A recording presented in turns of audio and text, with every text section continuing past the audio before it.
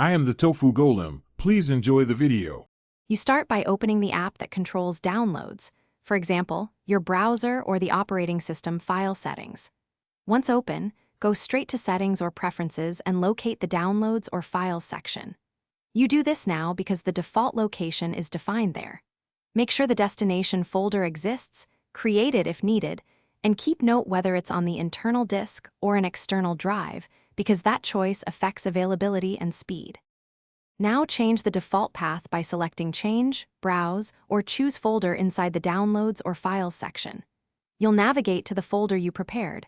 Once selected, click Open or choose to set it. You do this because the app will respect that path for future saves. Make sure permissions allow writing to that location and verify free space, otherwise downloads will fail. Once the new path appears in Settings, save or apply the change to make it persistent. Finally, verify by downloading a small test file, then immediately open your file manager and confirm it landed in the chosen folder. If it didn't, check common issues. Permissions prevent writing, a typo in the path, or an external drive that isn't mounted. Once done, make sure the app is restarted so the setting persists.